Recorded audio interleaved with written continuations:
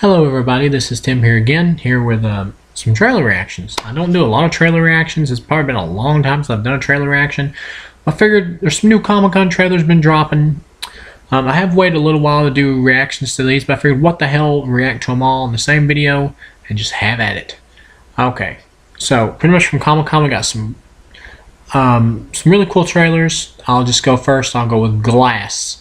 Now Glass, if you don't know, is the sequel to Unbreakable and Split. Now at the end of Unbreakable, or Split, I mean, Bruce Willis's character from Unbreakable has a cameo at the end of it, setting up for a meeting between him and James McAvoy's, split personality character from that film. Now Glass is when both of those characters meet again with Samuel Jackson's character, who is the villain from Unbreakable. Now, the trailer for this I thought looked amazing. It was the best trailer I saw from the Comic-Con group. I thought this looked great. Bruce Willis's acting in this trailer alone is better than his entire performance in Death Wish, which is crazy. For some reason, for M. Night Shyamalan, Bruce Willis really tries to bring it. Maybe they're really good friends, like Offset or something. I don't know. Maybe they just gel really well. Or something. I mean, I don't know, but they just work together really well. I have no idea why, but they just do. And in the trailer, you got Samuel Jackson teaming up with James McAvoy's character, and it's a super villain team up, because in this universe, it's pretty much the most realistic, real life version of comic book characters coming to life that I've ever seen, I believe, on film.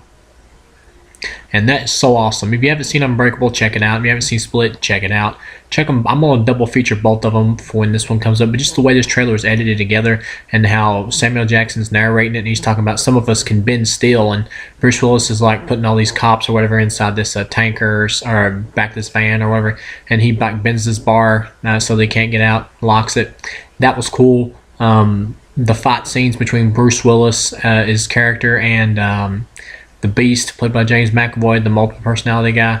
That was really cool looking in the trailer, and just the way that it sets up this comic book type realistic universe, just something I've not seen before in a comic book movie, and it just looks really awesome.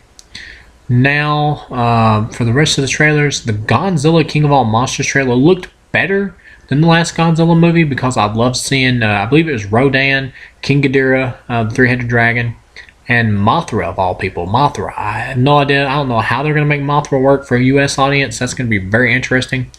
But yeah, it looked good. Vera Farmiga is in most of the trailer, which has me worried. Now, this is my gripe about this trailer and why I think it looks good and not great. Style-wise, visually, it looks beautiful, with the shots in the trailer. But most of this trailer is based around Vera Farmiga and her kid. And if you remember, the big problem I had with the last Godzilla movie was way too much human drama, way too many human characters taken away from Godzilla. It wouldn't just be that. It would just be like they would show you Godzilla, and then they'd be like, no, up yours, and then just tease you with him. But they wouldn't just do it once. They'd do it constantly, that director did it. Here, this trailer isn't making me think they're not doing the same thing here. It still hints at the exact same thing. So I think this trailer is good and not great. I need to see more from this film before I make my final decision on what exactly I think I'm in for here. But just from this trailer, it doesn't look like they've really learned from their mistakes. It's the same thing. Vera Farmiga looks like the main villain. Once again, they're centering it on the human drama, which I just do not care. I just don't care about. But it looks good. Now for Aquaman. Aquaman, I thought looked awesome. This trailer really impressed me. Jason Momoa, his acting range is used just right in the trailer. There's one joke that doesn't really work where Jason Momoa is talking to Amber Heard. He's like, thanks for the pep talk. That felt a little Marvel-ish, didn't really work in the trailer. And I like Marvel, but but I have problems with their humor in their films too. But I'm only comparing DC to Marvel because Marvel, does the comedy stuff more than DC. So here it reminded me of Marvel because it's kind of the dominant, more comedy-ish comic book franchise that's out now. But anyway, that joke just did not work for the tone of the flick from what I got from the trailer. I love how it feels like a fantasy action adventure type thing. I thought Patrick Wilson looked awesome in this trailer. The way his hair is, and how he's my half-brother or whatever has come to challenge me for the throne. Amber Heard's wig does look like a wig, but it looks good. I still like it. I think it looks cool in the scenes when they're in the film, and I love the friggin' army of sharks and like seahorses and Ocean Master, who's Aquaman's half brother, played by Patrick Wilson, is like riding on this giant crocodile thing or whatever. That was cool in this big battle at the end of the trailer. That was cool. And just all along, the movie had like a fun vibe to it, but not in the way where it felt like DC was trying to copy Marvel to be more fun, but just in a way to where it felt like it was doing its own thing. Like James Wan's bringing his own elements to this and making it more of a fantasy adventure type flick is what the vibe kind of gave off to me. But all in all, I thought it looked awesome visually. Like the visuals in this were the best I've seen from a comic book film, from this trailer anyway. Like the underwater stuff, I thought looked awesome. But yeah, it looked awesome. The Aquaman trailer did. Now, the trailer for Shazam, I thought looked great. Not as good as Aquaman, not awesome, but great. The vibe, the tone is perfect here. I think all the cast is doing well. The kid who had like that was the asthma kid in It, I think plays the stepbrother or whatever, or foster brother, I guess, to the main kid who's playing Billy in this. The cast looks good. I like the vibe. I like the tone. Zachary Levi, I think he's doing a great job. Yes, his costume is really silly, but I do think it worked with the tone of the film because this is like a costume of like something, a kid would wear. So that's that turned into a superhero. So that's why I think it works. And I just, how do you say the actor's name? Demon, something like that, Houston, or whatever, who played like the dude from Guardians of the Galaxy who's like, who? Star-Lord? But he plays like Solomon, I believe, in this, who gives Shazam his powers. And he's like, say the name, and he goes, what name? The kid does. And he's like, Shazam, and he starts laughing. He goes, say it. That was funny. Of course, he says Shazam, and I just love his reactions. It's just like freaking big with Tom Hanks. Like he runs back to the kid, and he's like, let's test out your superpowers. And he's like trying to fly, and he falls on his ass. And later on in the trailer, he gets shot, and the boy goes, you've got bullet immunity. And he looks over at the criminals and he goes, you're dead, and throws them out a window. That was cool. I also love the nods to showing that this is in the bigger DC universe. That was cool. Like the kid who's his adopted brother or whatever, or foster brother, has a Batarang, one of Ben Affleck's Batarangs, and Superman clippings and everything. He's a big superhero fan. And it just shows that's in the same universe without overdoing it and kind of forcing it in your face. Really subtle stuff like that is cool. Because this really felt like, to me, DC's Ant-Man. This feels like a fun, quirky character who you're going to really enjoy seeing. But he's kind of, doing his own thing a little bit. Like, he's not super part of the big picture, really. But he will eventually be added to the Justice League, like Ant-Man with the Avengers and whatnot. But it works so well. It just gels really well in this trailer. Zachary Levi just does a great job with Shazam. And this was the one I was the most curious about. Anyway, I thought Aquaman looked awesome. Shazam looks great. Looks like a great, fun family film. And I like that it takes place on Christmas. That's really cool. I don't know why they just didn't release it on Christmas. That's kind of weird. But, yeah, it looks great. I like the effects.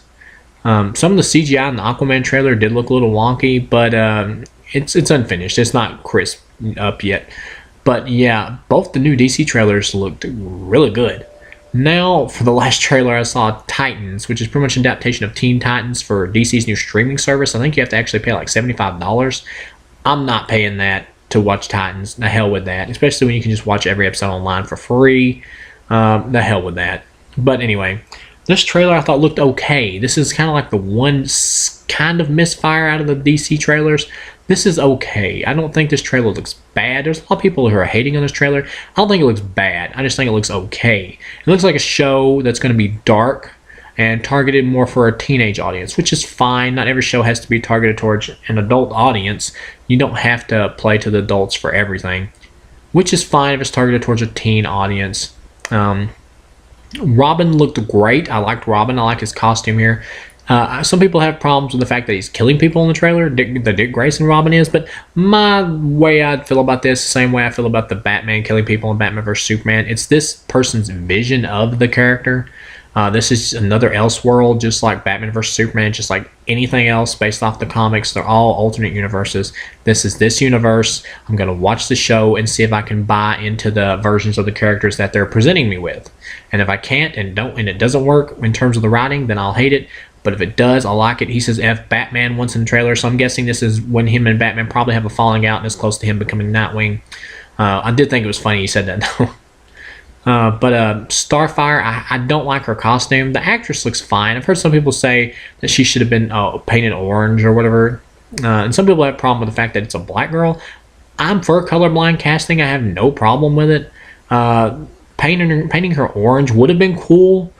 But for the tone that this show is going with, I don't think it would have fit at all. This is going for a more realistic, edgy, and not edgy in a bad way, not really. At least not from the trailer, but edgy in like a, dark teen way where it fits for a teen audience, and that's fine if that's what they're going for.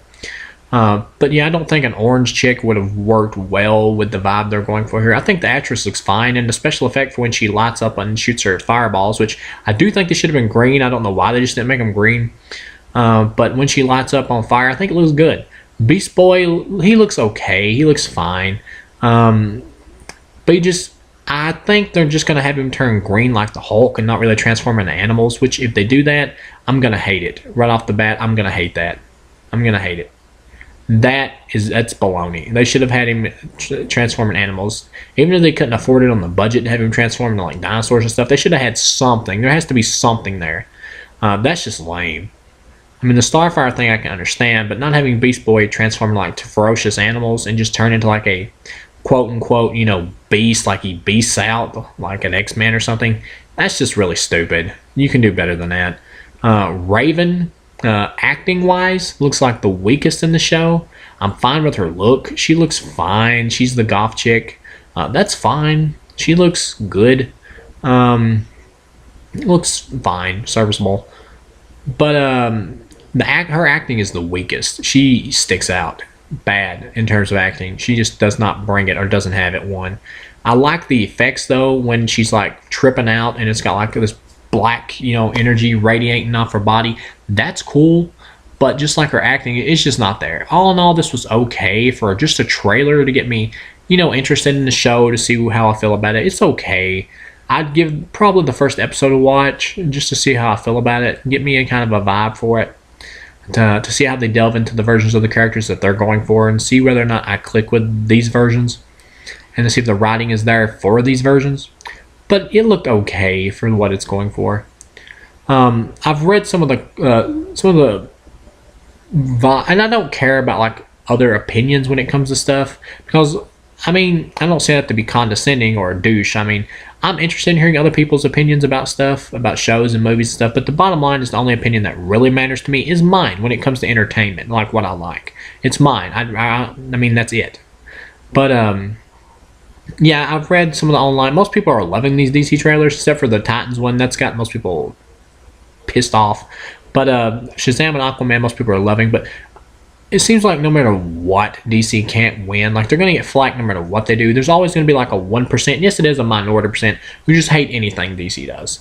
Like, just because it's popular just to hate at them, no matter how well they do, or how well the trailer is. Like, no matter if Shazam or Aquaman gets 100% on Rotten Tomatoes, which I don't care about that, but if it did, some people, they still wouldn't admit it. They would not admit it they like the film. That's how seriously some people take DC versus Marvel. It's crazy. It's blows my mind that we're in an age now people take DC versus Marvel so seriously that people will legitimately lie about not liking a comic book movie just because it's from a rival corporation or another corporation that they feel like they just cannot support. It's just crazy. But yeah, some people are like, well, look at DC going lighthearted with Shazam trying to copy Marvel, haha.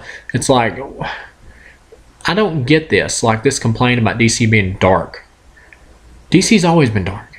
There's always been more dark stories in DC than Marvel. Why is that a problem? And I've heard some people say, well, the writing doesn't support the dark, the super dark tone in the movies. And that's debatable. How good the writing is, that's a personal thing. That's going to be up to you.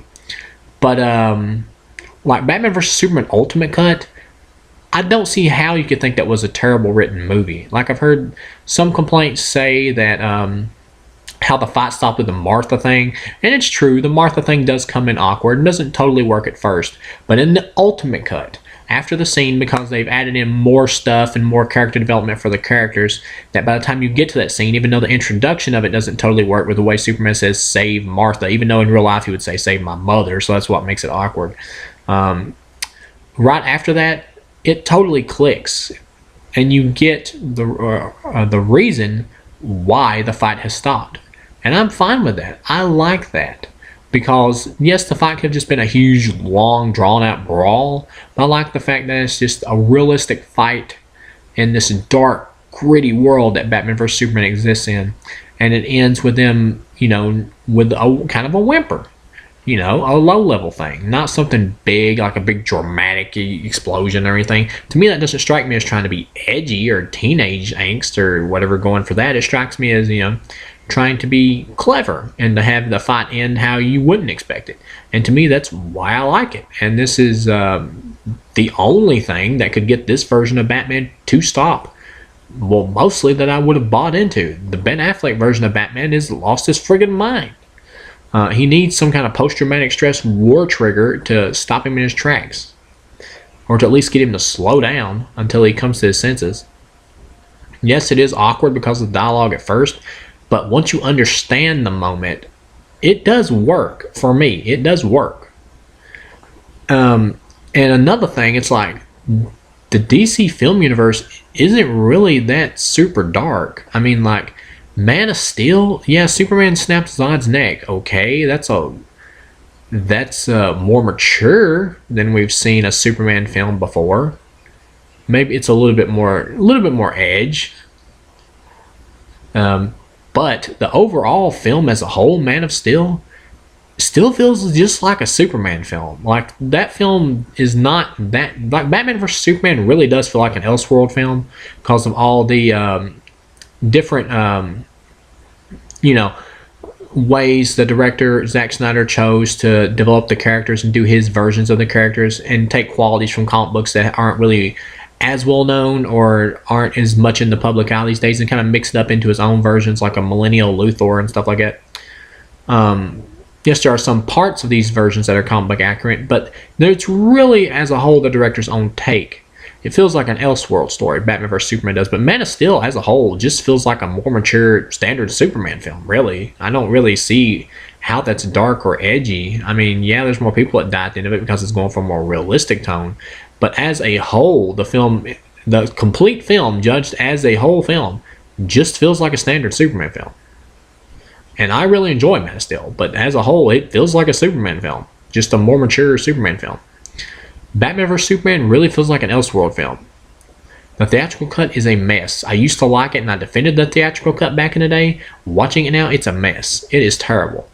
The Ultimate Cut is great. I don't see how anybody couldn't at least find the Ultimate Cut at least good, unless you just totally hate the versions of the characters they're doing with the murderous Batman and all that. You just cannot accept the film for what it is because you just despise the versions they're going with. If that's the case, that's fine. There's going to be some versions of characters that appeal to people, and there's going to be some that ain't. Each person has to take each versions of the characters as their own. I mean, they're going to have to judge them based off of their own, how they feel about these characters and whether or not they can accept them being done in different ways. That's up to them. But if you just judge the film for what it is and accept it for what it is, I think the film works in the Ultimate Cut.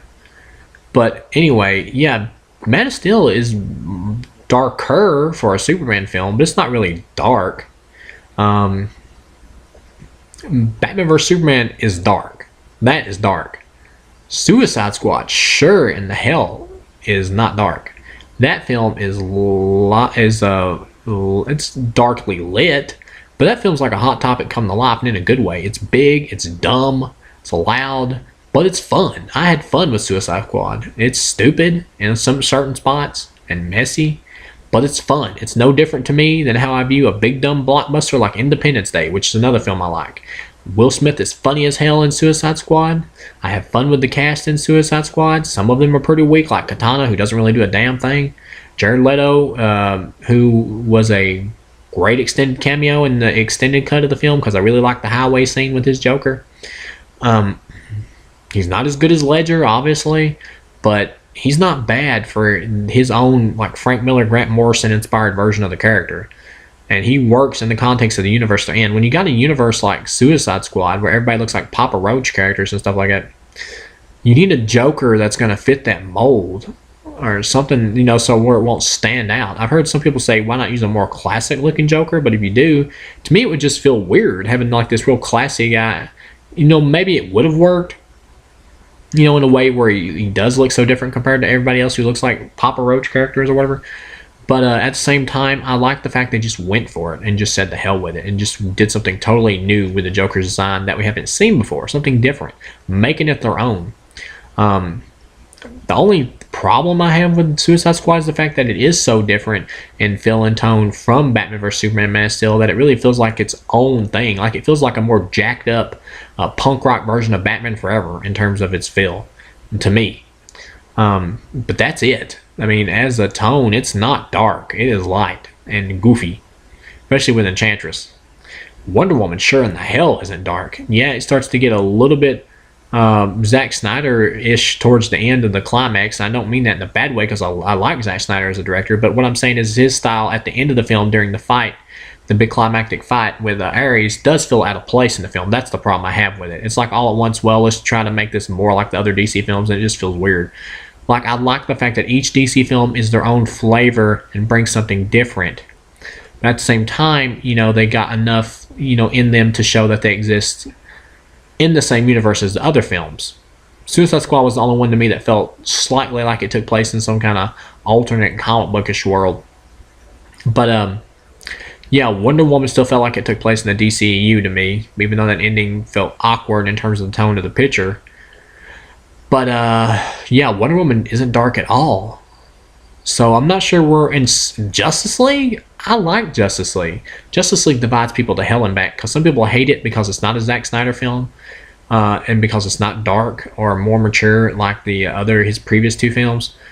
But for me, it was like watching the Super Friends come to life. I like light DC and I like dark DC. I'm fine with whatever the hell tone you want to go for as long as it fits the film. I'm totally fine with a Super Friends lighter style Justice League film. Is that really what we were promised after Batman vs Superman? No. But for what we got, I'm fine with it. I think the film works fine as a Super Friends style Justice League film. I think it works fine. That's just me. And now with Aquaman, which looks like a light-hearted but but serious at the same time fantasy adventure flick. Once again, another totally new tone and totally different look. Then you got Shazam, which is just a straight-up family movie, totally family, you know, fun kids movie like Big the Superhero movie, which just looks great. Like, to me, the DC films have never had the same tone these DC film universe movies haven't. Even they haven't. Batman vs Superman was super dark. I mean, I guess it's the fact they're just darker than Marvel's films. So some people are just like, you know, they're so dark, but really they're just more serious than the Marvel films. That's really it. And even Suicide Squad, I wouldn't even say is more serious than Winter Soldier. For anything, from my opinion, it's lighter. But I just feel like people confuse the tone of what these DC films really are. Like, Batman vs Superman is really the only one that's really, like, super dark. But yeah, all in all, I'll see you guys again with the next video. And it's been a blast talking about the Comic-Con trailers. And I'll see you guys again.